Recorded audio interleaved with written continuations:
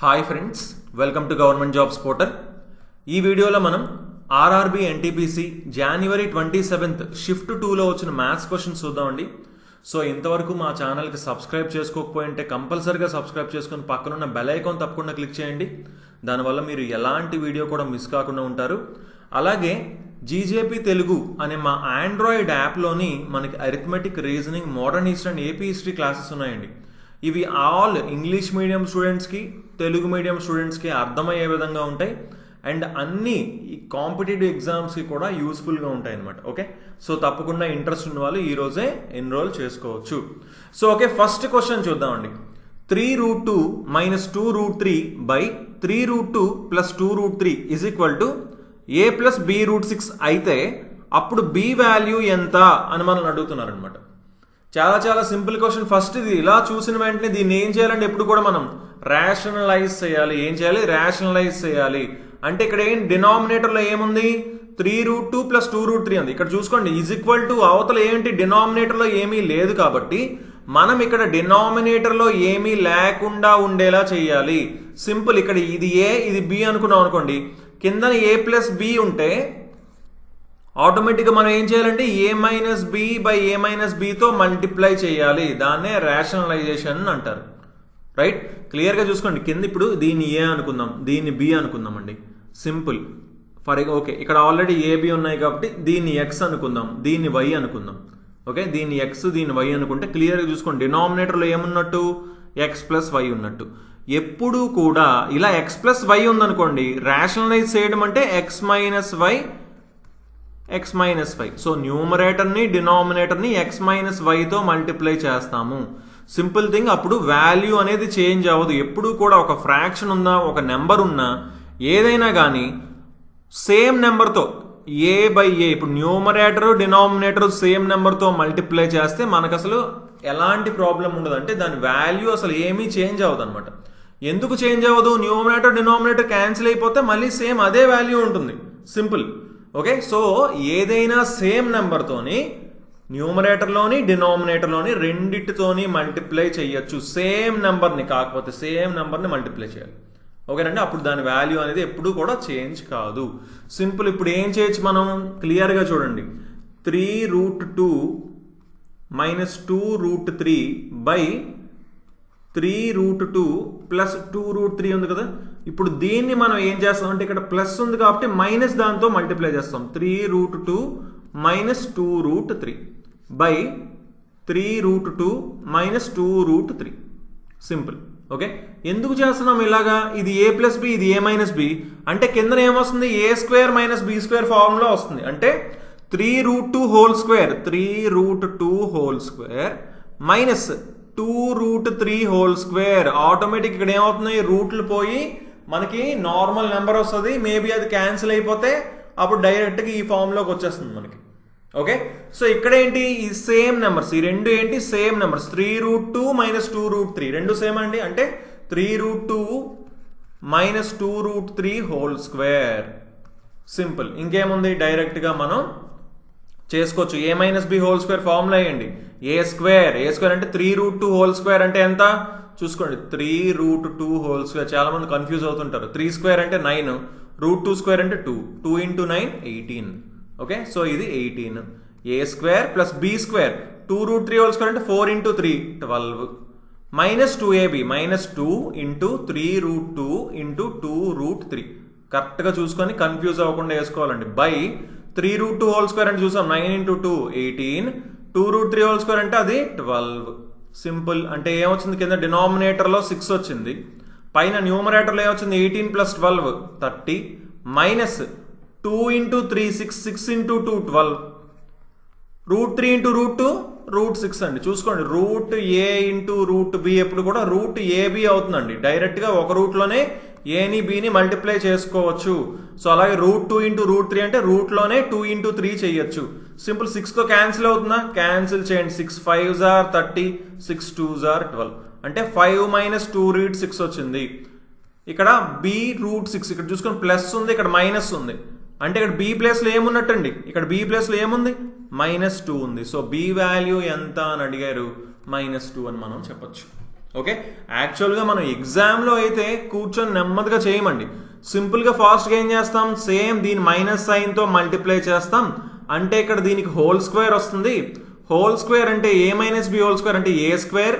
ఏ square అంటే 9 × 2 ఇది 18 plus B square 4 × 3 ఇది 12 మైనస్ 2 × ఏబి అంటే 2 × 3 6 6 × 2 12 వస్తుంది. అలాగే కిందన 3 స్క్వేర్ 9 2s are 18 మైనస్ 4 × 3 12 అంటే కిందన 6 వస్తుంది. సో ఇది 30 అయింది. అంటే ఆటోమేటిక్ ఏం వస్తుంది, 5 - 2√6 వస్తుంది. సో ఈ బి ప్లేస్లో ఇక్కడ -2 ఉంది. సో ఆన్సర్ -2 అని. ఎగ్జామ్లో అయితే మాత్రం ఇంత ఫాస్ట్గా చేస్తాం, బట్ మీకు ఎక్స్ప్లెయిన్ చేయడానికి స్టెప్ బై స్టెప్ మనం చూపించడం జరిగింది. అది చూసుకొని మనకి కొంచెం ప్రాక్టీస్ చేస్తే ఆటోమేటిక్గా చాలా ఫాస్ట్గా ఇలా మనం సింపుల్గా చేసుకోవచ్చు అనమాట ఎగ్జామ్లో. ఓకే, సో నెక్స్ట్ క్వశ్చన్ మనం చూద్దాం. Find mode plus median. Mode plus median ఎంత అంటున్నారండి. మీడియన్ అంటే ఫస్ట్ మనం ఏం చేయాలి, మీడియన్ అంటే స్మాల్ చిన్న నుంచి పెద్ద వరకు నెంబర్స్ రాసుకుంటాం. ఆటోమేటిక్గా వాళ్ళు అలానే ఇచ్చారు. సో మీడియన్ అంటే ఏంటి, కరెక్ట్గా మధ్యలో ఉన్నది. చూడండి, ఇటు 3 నెంబర్స్ ఇటు 3 నెంబర్స్ ఉన్నాయి, మధ్యలో 2 25s ఉన్నాయి. సో ఆటోమేటిక్గా 2 25s అంటే ఇంకా మధ్యలో ఇంకోటి ఉండదు, 25నే మీడియన్ అవుతుంది. రైట్, 25 మీడియన్ అవుతుంది. ఎగ్జాక్ట్ ఇందులో మధ్యలో ఏదైనా ఉంటే అది మీడియన్ అవుతుంది. బట్ 25 సేమ్ నెంబర్స్ కాబట్టి 25 మీడియన్ అవుతుంది. ఓకే, లేదు ఏమైనా కన్ఫ్యూజన్ ఉందంటే సింపుల్గా 25 + 25 50/2 25. ఓకే, జస్ట్ ఏం లేదు, మీడియన్లో మధ్యలో ఎప్పుడైనా సరే 2 నెంబర్స్ వచ్చాయనుకోండి, ఇటు 3 ఉన్నాయి, మధ్యన ఈ 2 నెంబర్స్ వస్తే ఈ రెండింటికి యావరేజ్ కనుక్కుంటే అదే మీడియన్ అవుతుంది. సో 25. సో మీడియన్ 25 అయింది, బాగానే ఉంది. మోడ్ ఏంటి, ఎక్కువసార్లు ఏ నెంబర్ అయితే రిపీట్ అయిందో అదే మోడ్. 16 అసలు రిపీట్ అవ్వాలి, 18 రిపీట్ అవ్వాలి, 19 రిపీట్ అవ్వాలి, ఓన్లీ 25 మాత్రమే 2 సార్లు రిపీట్ అయింది, ఇంకేది రిపీట్ అవ్వలేదు. సో 25 మోడ్ అవుతుంది, 25 మీడియన్ అవుతుంది. ఈ రెండింటినీ కలపమన్నారు, 50 ఆన్సర్ అవుతుంది. Simple question, right. So next question మనం చూద్దాం. చూసుకోండి, ఇది చాలా ఇంపార్టెంట్ క్వశ్చన్, కొంచెం జాగ్రత్తగా వినాలి, ఎందుకంటే చాలా మంది కన్ఫ్యూజ్ అవ్వడానికి కూడా ఛాన్స్ ఉంటుంది. ఓకే, చూడండి, a wire is made in a shape of a square. ఒక తీగని ఏం చేశారంట, చతురస్రం ఆకారంలో తయారు చేశారంట. చూడండి, ఆ తీగ ఫర్ ఎగ్జాంపుల్ ఇక్కడ నుంచి స్టార్ట్ పాయింట్, దాన్ని ఏం చేశారు, చతురస్రం ఆకారంలో స్క్వేర్ షేప్లోని ఆ తీగని ఇలా తయారు చేశారండి. ఓకే, ఇప్పుడు దీని ఏరియా ఎంత అంట, 22 cm² అంట. దాని వైశాల్యం ఎంత ఇచ్చారు, 22. సో దీని స్క్వేర్ యొక్క ఏరియా వచ్చేసి 22 cm² ఇచ్చారు. ఓకే, ఇప్పుడు ఏమంటున్నారు, అదే వైర్ని సర్కిల్ కింద మార్చారండి. అదే తీగను వృత్తాకారంలో చేస్తే అప్పుడు ఆ ఏరియా ఆఫ్ ది సర్కిల్, ఆ వృత్తం యొక్క వైశాల్యం ఎంత అంటున్నారు. చాలా మంచి క్వశ్చన్ అండి, జాగ్రత్తగా వినండి. ఇప్పుడు ఇక్కడ నుంచి ఈ వైర్ని ఇలాగా మనం స్క్వేర్ షేప్లో పెట్టాం అనుకుందాం, దీని ఏరియా 22.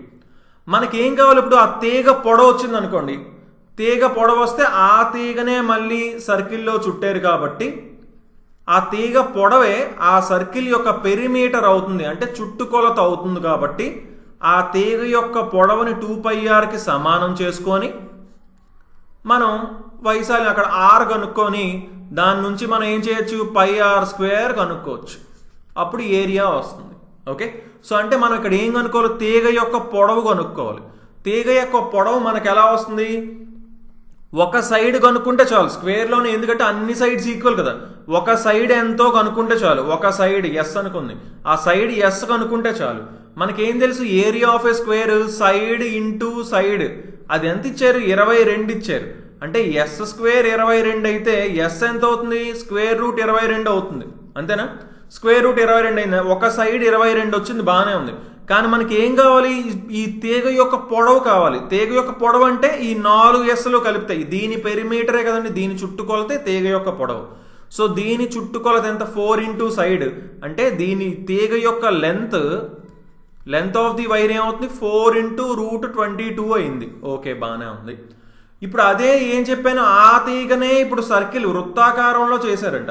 సో అంటే దీని పెరిమీటర్, దీని చుట్టుకొలత కూడా దేనికి సమానం అవుతుంది, ఆ తీగ యొక్క పొడవుకే సమానం అవుతుంది. చుట్టుకొలత పెరిమీటర్ ఆఫ్ ఏ సర్కిల్ ఏంటి ఫార్ములా, 2πr, అది ఎంతకి ఈక్వల్, 4 × √22కి ఈక్వల్ అయింది. ఓకే, సో ఇప్పుడు ఆర్ వాల్యూ మనకు కావాలి, రైట్. ఆర్ వాల్యూ చూడండి, ఆర్ ఈజ్ ఈక్వల్ టు 2πని అటుపక్క పంపించవచ్చు. Okay, 2 × 22/7 is equal to 4 × √22. Okay 2 1s are 2 2s are ఈ √22 టైమ్స్ పోతుంది అంటే r ఎంత అవుతుంది ఇక్కడ కింద 7 ఉంది 7 × 2 14 బై √22 ఉంది సో r వాల్యూ మనకి ఎంత వచ్చింది 14 బై √22 మనకి ఏం కావాలి ఏరియా ఆఫ్ సర్కిల్ కావాలి దాని వైశాల్యం కావాలి పై r² ఫార్ములా పై r² పై అంటే ఎంత 22/7 r² r ఎంత 14 బై √22 ఇంకొక r ఉంది కాబట్టి 14 బై √22 సింపుల్ 22 రెండు √22లు క్యాన్సిల్ అయిపోయి 7 1s 7 2s క్యాన్సిల్ అయింది 2 × 14 28 so 28 centimetre square 28 centimetre square అవుతుంది రైట్ ఏరియా కాబట్టి ఏమవుతుంది 28 సెంటీమీటర్ స్క్వేర్ అవుతుంది సో ఆ ఏరియా ఆఫ్ ది సర్కిల్ ఈ వృత్తం యొక్క వైశాల్యం ఎంత అయింది 28 సెంటీమీటర్ స్క్వేర్ సెంటీమీటర్స్ అని మనం చెప్పచ్చు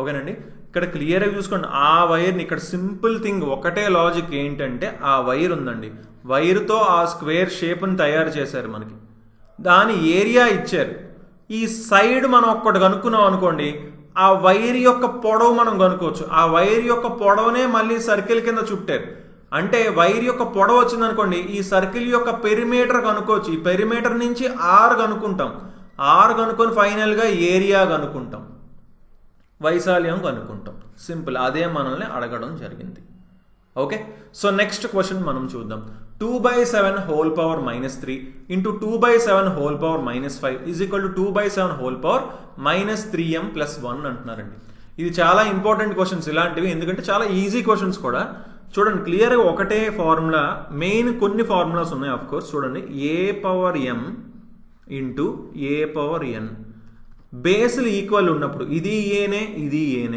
కానీ పవర్లు సేమ్ ఉండొచ్చు డిఫరెంట్ ఉండొచ్చు ఏమైనా ఉండొచ్చు కానీ బేస్లు ఎప్పుడైతే ఈక్వల్ అయ్యాయో మల్టిప్లికేషన్ ఉన్నప్పుడు a⁻m ఇంటూ a⁻n ఎంత అవుతుందంటే ఏ పవర్ ఆ బేస్ వస్తుంది మల్టిప్లికేషన్ ఉన్నప్పుడు పైనున్న రెండు పవర్స్ని కలపాలి m + n చేయాలి అదే డివిజన్ ఉన్నప్పుడు a⁻m బై a⁻n అయితే ఆటోమేటిక్గా ఏం చేయాలి అదే ఏ వస్తుంది కానీ డివిజన్ ఉన్నప్పుడు m - n చేయాలి పైన న్యూమరేటర్లో ఏదైతే ఉందో దానిలోంచి డినామినేటర్ని తీసేయాలి అలాగే a⁻m is equal to 1/a⁻−m అని అలాగే a⁻−mని 1/a⁻m అని సో ఇలాంటి కొన్ని ఐడెంటిటీస్ అయితే ఉన్నాయి అవి ఖచ్చితంగా మనకు తెలియాలండి సింపుల్గా ఓకే అవన్నీ ఈజీనే చాలా మందికి తెలిసే ఉంటాయి బట్ అవి తెలియాలన్నమాట కంపల్సరీగా తెలియాలి ఓకే నార్మల్ ఇలాంటి క్వశ్చన్స్ డైరెక్ట్గా అడగకపోయినా ఇండైరెక్ట్గా మనం సాల్వ్ చేసేటప్పుడైనా సరే ఇవన్నీ కూడా యూజ్ అవుతుంటాయండి మధ్యలో ఓకే సో అలాంటి క్వశ్చనే ఇది ఒకటి ఇక్కడ 2/7తో మనకు అసలు పని లేదండి ఇక్కడ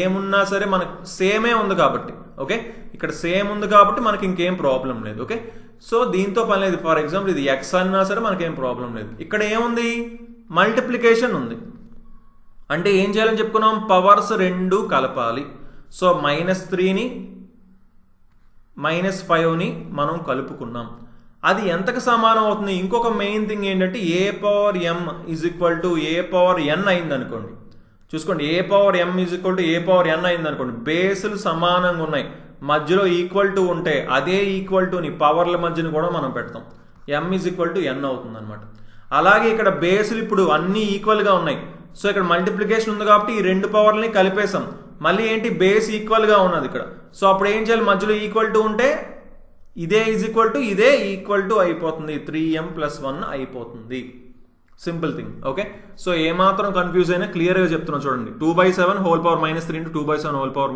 -5 అంటే 2/7 పవర్ -3 ఇది -5 ఆల్రెడీ అక్కడ మైనస్ ఉంది కాబట్టి మైనస్ వేసుకుంటున్నాం లేదంటే ప్లస్ ఉంటే ప్లస్ పెడతాం okay is equal to 2/7 power -3m + 1 ఇప్పుడు ఇక్కడ ఏంటి బేస్లు ఈక్వల్గా ఉన్నాయి అప్పుడు పవర్ని ఈక్వల్ చేయొచ్చు -3 -5 అంటే ఎంత -8 ఈజ్ ఈక్వల్ టు ఎంత అవుతుంది -3m + 1కి సమానం అవుతుంది 3m ఇటుపక్క పంపిద్దాం -3m ఇటుపక్క వస్తే 3m అయింది -8 అటుపక్క వెళ్తే +8 అవుతుంది 8 + 1 3m ఈజ్ ఈక్వల్ టు 9 అయితే m వాల్యూ ఎంత అవుతుంది 3 అవుతుంది సో ఇక్కడ ఫైండ్ m అండి m వాల్యూ ఎంత అనేది question okay so m value 3 అనమాట ఇక్కడ సింపుల్ ఆల్రెడీ మనం చెప్పుకున్నాం a⁻m into a⁻n is equal to a⁻m + n a⁻m/a⁻n is equal to a⁻m - n a⁻m is equal to a power n అయితే m is equal to n. So ఇలాంటి formulas అనేవి తెలియాలి. అలాగే చూడండి, a power m into b power m అంటే AB whole power m. So ఇలాంటి మెయిన్గా కొన్ని ఫార్ములాస్ అయితే కంపల్సరీగా తెలియాలి. సింపుల్ లాజిక్ ఏముండదు, ఈజీనే, చూస్తేనే అర్థం అయిపోతుంది, బట్ ఇవి ఖచ్చితంగా తెలియాలండి. ఓకే, సో నెక్స్ట్ క్వశ్చన్ మనం చూద్దాం. Area of a square is 11025 metre square. If the cost of fencing is ₹85 per metre, what is the expenditure? ఒక చతురస్రం యొక్క వైశాల్యం ఇచ్చారు, ఫెన్సింగ్ ఖర్చు ఇచ్చారు, 1 మీటర్కి ఎంత అవుతుందో, అలా అయితే ఖర్చు ఎంత అవుతుంది అంటున్నారు. సో మనకి ఏరియా ఇచ్చారు, ఫెన్సింగ్ అనేది ఏంటి, చుట్టూ వేస్తాం. ఫెన్సింగ్ ఏం చేస్తాం, చుట్టూ వేస్తాం. సో ఆ చుట్టూ ఫెన్సింగ్ చేయడానికి ఎంత అవుతుంది అని కనుక్కోవాలంటే మనం ముందు ఏం కనుక్కోవాలి, ఒక సైడ్ కనుక్కున్నాం అనుకోండి, అప్పుడు పెరిమీటర్ కనుక్కుంటాం, ఎన్ని మీటర్లు వస్తే అన్ని 85తో మల్టిప్లై చేస్తే వెంటనే ఆన్సర్ వచ్చేస్తుంది. మొత్తం ఏరియా 11025 ఇచ్చారు. యాక్చువల్లీ దీన్ని చూసిన వెంటనే ఎవరైనా సరే మాత్రం వెంటనే ఏం చెప్పాలి, ఒక సైడ్ 105 అని చెప్పాలి. ఎందుకంటే మనం ఆల్రెడీ చాలాసార్లు ఇప్పుడు షార్ట్ కట్స్ చెప్పుకున్నాం. ఏంటి, ఎండింగ్ విత్ 5, 105 ఇంటూ 105. ఒక నెంబర్ ఎప్పుడైతే 5తో ఎండ్ అవుతుందో లాస్ట్లో 25 వస్తుంది. సేమ్ నెంబర్ని మల్టిప్లై చేసేటప్పుడు ఇక్కడ 10 ఉంది కాబట్టి 10 తర్వాత నెంబర్ 11, 10 ఇంటూ 11 110, 11025. ఆటోమేటిక్గా అర్థమైపోవాలి మనకి 105 ఇంటూ 105 ఇది అని. ఇప్పుడు మళ్ళీ ఇంకో కొన్ని ఎగ్జాంపుల్స్ చూద్దాం, అప్పుడు ఇంకా మీకు క్లారిటీ వస్తుంది. ఫర్ ఎగ్జాంపుల్ 45 ఇంటూ 45 చేయాలనుకోండి, చివరిలో 25 కంపల్సరీ. ఇక్కడ 4 ఉంది, 4 తర్వాత మామూలుగా 4 తర్వాత నెంబర్లో వచ్చేది నెంబర్ ఏంటి, 5, అంటే 4 ఇంటూ 5 20. ఇప్పుడు 65 ఇంటూ 65 అనుకోండి, లాస్ట్లో 25 కామన్, 6 తర్వాత నెంబర్ ఏంటి నార్మల్గా 7, 6 ఇంటూ 7 42. 85 ఇంటూ 85 అనుకోండి, లాస్ట్లో 25 కామన్, 8 తర్వాత మామూలుగా వచ్చే నెంబర్ 9, 8 ఇంటూ 9 72, 7225. అలా దీన్ని చూసిన వెంటనే మనకి ఏమర్థం అయిపోవాలి, 11025 అని ఉంది, 11025 అని చూడగానే ఓకే 25 ఉంది కదా, లాస్ట్లో 5 వస్తుంది. 110 ఉందంటే 10 ఇంటూ 11, సో ఆటోమేటిక్గా 10 వస్తుంది, అంటే 105 మీటర్స్ అవుతుంది. ఒక సైడ్ ఎంత 105. సో పెరిమీటర్ ఏమవుతుంది, 4 ఇంటూ 105. ఇదేంటి పెరిమీటర్, ఇన్ని మీటర్లు ఉన్నాయని. సో పెరిమీటర్ మొత్తం చుట్టుకొలత వస్తుంది, కానీ ఒక్కొక్క మీటర్కి ₹85 అంట. సో ఇన్ని మీటర్లకి ఇన్ని 85. సింపుల్, దీన్ని మల్టిప్లై చేస్తే ఆన్సర్ వచ్చేస్తుంది వెంటనే మనకి, రైట్. సో వీటిని మల్టిప్లై చేసుకుంటే ఆన్సర్ మనకి వెంటనే వస్తుంది. ఒకసారి మల్టిప్లై చేసేద్దాం. 4 ఇంటూ 105 420. సో 420 ఇంటూ 85. ఓకే, సో 0ని మనం లాస్ట్లో వేసుకున్నాం. 85 2s 170, 0 17. 85 4s 4 టైమ్స్ వేయండి, జస్ట్ 170, 340. 340కి 17 కలపండి, 340కి 17 అంటే 357. సో ఆన్సర్ ఏమవుతుంది, 35700 ఆన్సర్ అవుతుంది అని మనం సింపుల్గా చెప్పుకోవచ్చు అనమాట ఇక్కడ, రైట్. నెక్స్ట్ క్వశ్చన్ మనం చూద్దాం. చూడండి, ఒక చెస్ గేమ్లో, ఒక నాకౌట్ చెస్ గేమ్లో 125 ప్లేయర్స్ ఉన్నారంట. మొత్తం 125 మంది ప్లేయర్స్ ఉన్నారంట. అలా అయితే ఎన్ని మ్యాచ్లు ఆడతారు అంటున్నారు. ఫస్ట్ థింగ్, ఇక్కడ నాకౌట్ చెస్ అంటే అర్థం తెలియాలి. నాకౌట్ చెస్ అంటే ఏంటంటే, ఇప్పుడు ఇద్దరు ప్లేయర్స్ ఆడారనుకోండి, ఇంకా ఒకసారి ఒక ప్లేయర్ ఓడిపోతే ఇంకా బయటకు వెళ్ళిపోతాడు అనమాట. అదే నాకౌట్ అంటే. నాకౌట్ అంటే ఏంటి, ఒక్కసారి ఓడిపోయాడంటే ఇంకా బయటకు వెళ్ళిపోతాడు. ఓకే, అలా అయితే 125 మంది ప్లేయర్స్ ఉంటే ఫైనల్గా విన్నర్ విన్ అవ్వడానికి ఎన్ని మ్యాచ్లు ఆడాలి అనేది క్వశ్చన్. క్లియర్గా ఇది చాలా చాలా సింపుల్ క్వశ్చన్. ఒకటి క్లియర్గా అబ్జర్వ్ చేయండి, ఏంటి, మొత్తం 125 మంది ప్లేయర్స్ ఉన్నారు. ఫర్ ఎగ్జాంపుల్ ఒక ప్లేయర్ని తీసుకుందాం. ఒక ప్లేయర్ సెకండ్ ప్లేయర్తో ఆడాడు అనుకుందాం. అప్పుడు ఎవరో ఒకరు ఓడిపోయి అతను బయటికి వెళ్ళిపోతాడు. అప్పుడు మిగిలిన ఈ ఇద్దరిలో ఇంకొక అతను ఏం చేస్తాడు, థర్డ్ ప్లేయర్తో ఆడతాడు. తర్వాత మిగిలినోడు ఫోర్త్ ప్లేయర్తో ఆడతాడు, మిగిలినోడు ఫిఫ్త్ ప్లేయర్తో ఆడతాడు. అంటే మనం ఇలాగ చూసుకున్నా సరే, ఎలా చూసుకున్నా సేమే అండి. అంటే ఇప్పుడు 125 ప్లేయర్స్ ఉన్నారు కదా, మొత్తం 125 అంటే కరెక్ట్గా ఒక ఎన్ని మ్యాచెస్ పెట్టచ్చు, 62 మ్యాచెస్ పెట్టచ్చు. 62 మ్యాచెస్ పెడితే ఒకరు మిగులుతారు ఇక్కడ. సో 62 మ్యాచ్లు అవుతాయి. తర్వాత మనం చూసుకుంటే మొత్తం వీళ్ళు 62 మ్యాచ్ల్లోంచి 62 మంది, వీళ్ళు ఒకరు 63 మంది ఉన్నారు. 63 మంది అంటే మళ్ళీ 31 మ్యాచ్లు అవుతాయి అని ఇలా లెక్క పెట్టుకొని చేసిన ఇది కొంచెం ఎక్కువ ప్రాసెస్ అవుతుంది. ఇవన్నీ కలుపుకోవాలి ఫైనల్గా. అలా కాకుండా జనరల్గా సింపుల్గా ఆలోచించుకున్నా సరే వెంటనే ఆన్సర్ వస్తుంది. అది ఎలా అంటే, ఇప్పుడు ఒక ప్లేయర్ ఉన్నాడు, గెలిచిన అతను ఏం చేయాలి? ఆటోమేటిక్గా నెక్స్ట్ ఇంకొక ప్లేయర్తో ఆడాలి, రైట్? సో ఒక అతను ఉన్నాడు, ఒక అతను సెకండ్ ప్లేయర్తో ఆడాడు అనుకుందాం. అప్పుడు ఎవరో ఒకరు విన్ అవుతారు. ఆ విన్ అయిన వాళ్ళు థర్డ్ ప్లేయర్తో ఆడతారు, ఆ విన్ అయిన వాళ్ళు ఫోర్త్ ప్లేయర్తో ఆడతారు, ఆ విన్ అయిన వాళ్ళు ఫిఫ్త్ ప్లేయర్తో ఆడతారు, అలాగ లాస్ట్కి 125th ప్లేయర్తో ఆడతారు. సో ఇక్కడ క్లియర్గా చూసుకోండి, చూస్తుంటే మీకు అర్థం అయిపోవాలి ఏంటి, ఎన్ని మ్యాచ్లు ఉన్నాయి, ఎన్ని మ్యాచ్లు జరిగితే మొత్తం 124 మ్యాచెస్ జరుగుతాయి, 124 మ్యాచ్లు జరుగుతాయని మనకు అర్థమైపోలేదు. ఎందుకంటే ఇద్దరు కలిసి ఒకటి ఆడుతున్నారు కాబట్టి ఆ ఒక్క మ్యాచ్ మాత్రమే తగ్గుతుంది అనమాట. ఓకే, ఆ ఒక్క మ్యాచ్ మాత్రమే తగ్గుతుంది. తర్వాత నుంచి ఇంకా గెలిచినోడు మళ్ళీ తర్వాత ఇంకా అలా ఆడుతూనే ఉంటారు. సో టోటల్ 124 మ్యాచెస్ అవుతాయి అని మనం చెప్పొచ్చు. ఓకే, మనం లేదంటే ఇందాకలు చెప్పుకున్నట్టు మీకు ఏమాత్రం ఇది చిన్న కన్ఫ్యూజన్ అనిపించినా ఇందాకలు చెప్పినట్టు అలా క్యాలిక్యులేట్ చేసుకుని అదొక లెంతీ ప్రాసెస్ కింద మనం చెప్పుకోవచ్చు. ఆ క్యాలిక్యులేషన్ వేస్ట్ అనమాట. ఓకే, సో డైరెక్ట్గా మనం ఆలోచిస్తే, కొంచెం బ్రెయిన్ పెట్టి ఆలోచిస్తే మనకు అర్థం అవుతుంది మొత్తం 124 మ్యాచ్లు ఆడతారు అని మనం చెప్పొచ్చు అనమాట. ఎందుకంటే ఒక ప్లేయర్ నెక్స్ట్ ప్లేయర్తో ఆడాడు, ఎవరో ఒకరు గెలిస్తే మళ్ళీ నెక్స్ట్ ప్లేయర్తో అలా గెలిచిన వాళ్ళు నెక్స్ట్ ప్లేయర్తో అలాగా ఆడతారని మనం ఆలోచించుకున్నా సరే క్లియర్గా మనకి వెంటనే ఆన్సర్ వస్తుంది 124 అని. ఓకే, సో నెక్స్ట్ క్వశ్చన్ మనం చూద్దాం. ఏరియా ఆఫ్ ట్రెపీజియం ఇచ్చారు, ట్రెపీజియం యొక్క వైశాల్యం ఇచ్చారు, అలాగే ప్యారలల్ సైడ్స్ సమాంతర భుజాలు ఒకటి 30 అంట, ఇంకోటి 24 అంట. అలా అయితే దాని హైట్ ఎంత? ట్రెపీజియం ఫార్ములా మనకు తెలుసు, ½ h into a plus B. దీని ఎంత ఇచ్చారు? 540 అంట. ఈ a ప్లస్ బి ఎంత? 30, 24 అని ఇచ్చారు. 30 + 24 అంటే ఎంత? 54. 54 ones, 54 10s. ఈ 2 అటుపక్క వెళ్తే 2 × 10 20 అంటే h ఎంత అయింది? 20 meters అయింది, 20 మీటర్లు. సింపుల్ థింగ్, ఇక్కడ మనకు తెలియాల్సింది ఒక్కటే, ట్రెపీజియంలో ఎప్పుడు కూడా ఏంటి, ½ h into a plus B. దాని డయాగ్రామ్ కూడా ఎలా ఉంటుందో ఒక్కసారి మనం ఖచ్చితంగా అది కూడా తెలియాలి. ఇది ఒక ప్యారలల్ సైడ్ అనుకుంటే, ఇది రెండో ప్యారలల్ సైడ్ అనుకుంటే, ఇది ఏంటి ఇక్కడ హైట్ అనమాట. ఇది హైట్. ఈ హైట్ కనుక్కోమన్నారు, ఈ హైట్ మనం కనుక్కున్నాం. ఓకే, సో నెక్స్ట్ క్వశ్చన్ మనం చూద్దాం. x = √3 - 1/√3 + 1, y = √3 + 1/√3 - 1. అలా అయితే x² + y² కనుక్కోమంటున్నారు. సింపుల్, మనం ఆల్రెడీ చెప్పుకున్నాం ఏంటి, ఇలా ఉన్నప్పుడు ఏం చేయాలి, రేషనలైజ్ చేసుకున్నాం అనుకోండి. డినామినేటర్ ఎప్పుడైతే పోయిందో స్క్వేర్ చేయడం కూడా పెద్ద విషయం కాదు. అదే దీన్ని పెట్టుకొని ఇలానే స్క్వేర్ చేసామనుకోండి, కొంచెం డినామినేటర్ అనేది అసలు పోదు. డినామినేటర్ పోకపోతే మనకు అది లెంతీ ప్రాసెస్ అవుతుంది అనమాట. సో డినామినేటర్ని పోగొట్టుకోవాలంటే రేషనలైజ్ చేయాలి. కిందన ఏముంది, √3 + 1 ఉంది. అంటే దేంతో మల్టిప్లై చేయాలని చెప్పాను? √3 - 1తో మల్టిప్లై చేయాలి. అంటే దీన్ని ఏం చేయాలి? ఆటోమేటిక్గా √3 - 1 × √3 - 1తో మల్టిప్లై చేయాలి. సింపుల్, ఇంకా డినామినేటర్లో ఏమొస్తుంది? a + b × a - b ఫార్ములాకి వచ్చింది. a² - b². a² √3² అంటే 3, -b² 1² అంటే 1.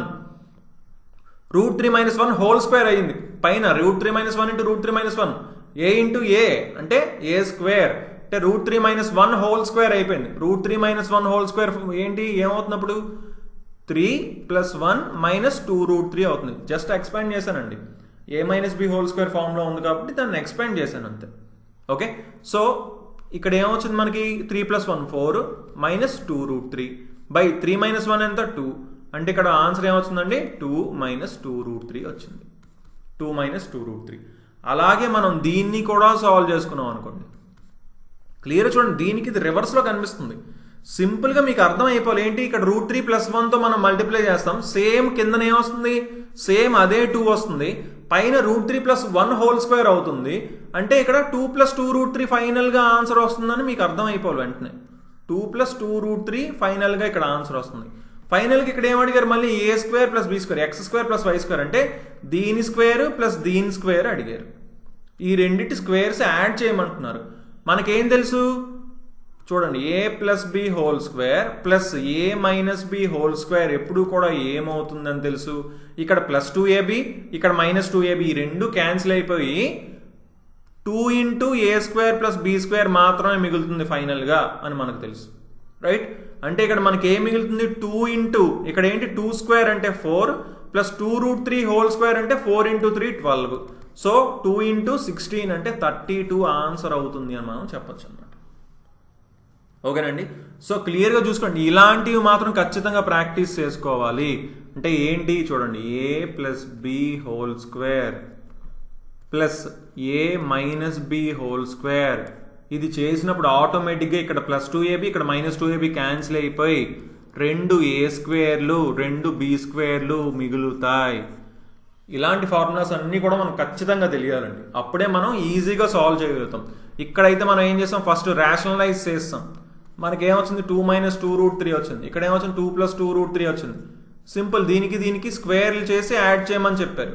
సేమ్ అప్పుడు ఈ ఫార్ములా అప్లై చేసాం, ఫైనల్గా ఆన్సర్ వచ్చింది. రైట్. సో నెక్స్ట్ క్వశ్చన్ మనం చూద్దాం.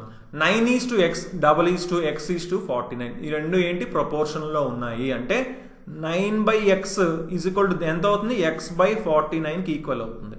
సో ఎక్స్ని ఇటు పక్క పంపించండి, 49 అటు పక్క పంపించండి. x into x x², 9 into 49. Simple, square root కావాలి. 9కి square root 3, 49 square root 7, 3 into 7 21. X ఎంత అని క్వశ్చన్ అండి. సో ఎక్స్ ఎంత, 21. చాలా చాలా సింపుల్ క్వశ్చన్, స్కూల్ టైంలోనే మనం వీటిని చేసేవాళ్ళమి. రైట్. సో నెక్స్ట్ క్వశ్చన్ మనం చూద్దాం. What is the difference between the largest 4-digit number and the largest 3-digit number which is divisible by 5? చూడండి, 5 ద్వారా విభజించబడే అతిపెద్ద 4 అంకెల సంఖ్య మరియు అతిపెద్ద 3 అంకెల సంఖ్య మధ్య తేడా ఏమిటి? రెండు 5 చేత విభజించబడాలంట. అతిపెద్ద 4 అంకెల సంఖ్య, అతిపెద్ద 3 అంకెల సంఖ్య. ఏంటి అతిపెద్ద 4 అంకెల సంఖ్య? నార్మల్గా ఏంటి 9999, కానీ 5 చేత విభజించబడాలి కాబట్టి 9995 అవుతుంది. 3 అంకెల సంఖ్య ఏమవుతుంది, 995 అవుతుంది. వీటి మధ్య తేడా అన్నారు, ఏముందండి 9000 వస్తుంది. 9995 నుంచి 995 తీసేస్తే 9000 ఆన్సర్ అవుతుంది. Very very easy question. Right. So next question మనం చూద్దాం. ఎల్సిఎం ఇచ్చారు, 2 నెంబర్లకి ఎల్సిఎం ఇచ్చారు, హెచ్సిఎఫ్ ఇచ్చారు, అలాగే ఒక నెంబర్ ఇచ్చారు. ఇది చాలాసార్లు రిపీట్ అవుతూనే ఉందండి మనకి. రైట్. ఏంటి మనకి ఫార్ములా ఏంటి, ఎల్సిఎం ఇంటూ హెచ్సిఎఫ్. చూసుకోండి, 2 నెంబర్ల యొక్క ఎల్సిఎం ఇస్తారు, 2 నెంబర్ల యొక్క హెచ్సిఎఫ్ ఇస్తారు. అవే 2 నెంబర్లు, ఆ 2 నెంబర్లోనే ఒక నెంబర్ ఇస్తారు. అప్పుడు ఫార్ములా ఏంటి, ఆ ప్రోడక్ట్ ఆఫ్ 2 నెంబర్స్ అనమాట. ఒక నెంబర్ 88 ఇచ్చారు, ఇంకో నెంబర్ ఏంటి మనకు తెలియదు, ఏ అని మనం అనుకుందాం. సింపుల్, ఎల్సిఎం ఎంత ఇచ్చారు, 264 ఇచ్చారు. హెచ్సిఎఫ్ ఎంత ఇచ్చారు, 44 ఇచ్చారు. ఒక నెంబర్ 88 అన్నారు, ఇంకో నెంబర్ మనకు తెలియదు. సో 44 2లు 2తో మల్టిప్లై చేస్తే 2 132s. అంటే ఇంకొక నెంబర్ ఏమైంది, 132 అయ్యింది. సో మరొక సంఖ్య ఏంటి అని అడిగితే 132 అని మనం సింపుల్గా చెప్పచ్చు. రైట్. సో లాస్ట్ 2 క్వశ్చన్స్ ఉన్నట్టున్నాయండి. ఒకసారి ఫాస్ట్గా చూద్దాం. మనకి రోంబస్ యొక్క చూడండి, find the area of rhombus having perimeter equal to 116 centimetre and one of the diagonals is 42 centimetre. చూడండి, ఒక రోంబస్ యొక్క చుట్టుకొలత ఇచ్చారండి. ఒక రోంబస్ ఉంది, రోంబస్ యొక్క చుట్టుకొలత ఇచ్చారు. చుట్టుకొలత ఓకే, సారీ క్లియర్గా వేసుకుందాం. ఒక రోంబస్ యొక్క చుట్టుకొలత ఇచ్చారు. ఓకే, 116 సెంటీమీటర్స్ అండి చుట్టుకొలత. రోంబస్కి అన్ని సైడ్లు ఈక్వల్ కదా, అంటే చుట్టుకొలత అంటే సమానంగా 4ని కలిపితే వచ్చింది 116. అంటే ఒక సైడ్ ఎంత అవుతుంది, దీనికి బై 4 చేసుకుంటే వచ్చేస్తుంది. బై 4 అంటే దీని సగం ఎంత, 58, 58 సగం 29. అంటే ఒక్కొక్క సైడ్ ఎంత, 29. ఒక్కొక్క సైడ్ ఎంత, 29. ఫైన్. మరియు దాని వికర్ణంలో ఒకటి 42 సెంటీమీటర్ల పొడవు ఉంటుంది. One of the diagonals is 42 centimetres అంటున్నారు. ఏదైనా తీసుకోండి, ఏదో ఒక డయాగ్నల్ తీసుకుందాం. ఫర్ ఎగ్జాంపుల్ ఈ డయాగ్నల్ అనుకుంటున్నానండి. ఈ డయాగ్నల్ మొత్తం ఎంతంట, 42 సెంటీమీటర్లు అంటున్నారు. అంటే సగం ఎంత, సగం వచ్చేసి 21.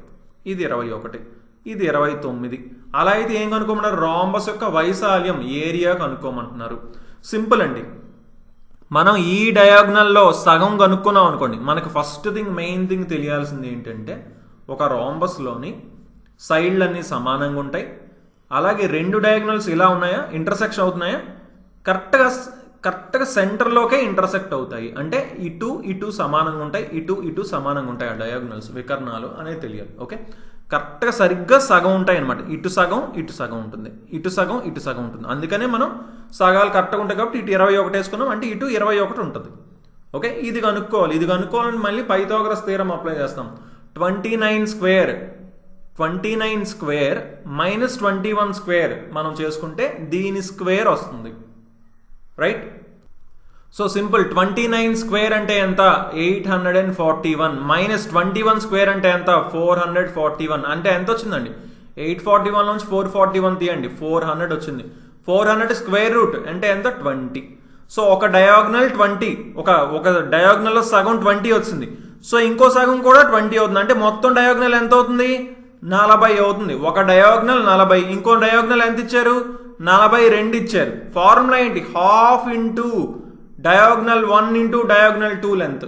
సింపుల్. అంటే హాఫ్ ఇంటూ 40 ఇంటూ 42. సింపుల్, అయిపోయింది. 2 1s 2 20 1s. సో 4 ఇంటూ 21 84, 0 ఉంది 840.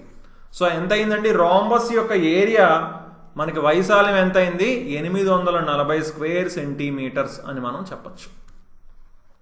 ఓకే, సింపుల్గా ఇక్కడ మనం ఇంకొక తెలియాల్సిన ఫార్ములా ఏంటి? Half into d1 into d2 అనేది d1/d2/2 అని అనుకోవచ్చు. ఇదేంటి? Area of rhombus. ఎప్పుడు? డయాగ్నల్స్ తెలిసినప్పుడు.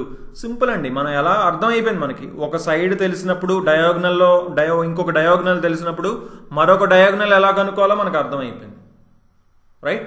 సో నెక్స్ట్ క్వశ్చన్ మనం చూద్దాం. px³ minus x² plus 2x plus q అనే ఈక్వేషన్కి x+1 మరియు x-1 ఫ్యాక్టర్స్ అయితే, అలా అయితే p మరియు q యొక్క వాల్యూస్ ఏంటి అని మనల్ని అడుగుతున్నారండి. చాలా సింపుల్ క్వశ్చన్. చూసుకోండి, ఎప్పుడైనా సరే ఒకటి గుర్తుపెట్టుకోవాల్సింది ఏంటంటే x-a అనేది ఫ్యాక్టర్ అనుకోండి, ఒక ఈక్వేషన్కి ఫ్యాక్టర్ అనుకోండి. అప్పుడు ఇక్కడ ఏంటి? x-a ఉంది. ఈ ఏని సబ్స్టిట్యూట్ చేసుకుంటే దాని వాల్యూ 0 అవుతుంది. ఆ x ప్లేస్లోని ఏని పెడితే 0 అవుతుంది. అంటే x-a ఒక ఫ్యాక్టర్ అంటే x = a పెట్టినప్పుడు ఆ ఈక్వేషన్ వాల్యూ 0 అవుతుంది అని దాని అర్థం. ఓకే, అంటే ఇప్పుడు x-1 ఉంది. x-1 ఫ్యాక్టర్ అంటే x ఏం పెట్టాలి? 1 పెట్టాలి. అప్పుడు ఏమవుతుంది? 0 అవుతుంది. సో 1 పెట్టండి. 1 పెడితే p ఇంటూ 1³ అంటే p, -1² అంటే -1, ప్లస్ 2 ఇంటూ 1 అంటే 2, ప్లస్ q ఏమవుతుందని చెప్పాము? 0 అవుతుంది. So simple. p plus q ఏమవుతుంది? -1 ప్లస్ 2 అంటే -1 అయింది. 1 అటుపక్క పంపిస్తే -1 అయింది. ఓకే, ఇప్పుడు x+1 అనేది కూడా ఒక ఫ్యాక్టర్ అంటే x ఏమవుతుంది? -1 అవుతుంది. సో x ప్లేస్లో -1 పెట్టినా సరే మనకి ఏమవుతుంది? 0 అవుతుంది. -1 పెట్టండి. x ప్లేస్లో -1 పెడితే -1³ -1 అంటే -1 into p -p minus x². So minus of x² అంటే మళ్ళీ ఫైనల్గా ఇది కూడా -1 వస్తుంది. ఎందుకంటే x² ఇది ప్లేస్లో 1 అయింది, కానీ -1 ముందు మైనస్ ఉంది కాబట్టి మైనస్ వస్తుంది. ఇక్కడ ఏమవుతుంది? ఇది -2 అవుతుంది. ఎందుకంటే 2 ఇంటూ -1 -2 ప్లస్ q ఏమవుతుంది? 0 అవుతుంది. సింపుల్.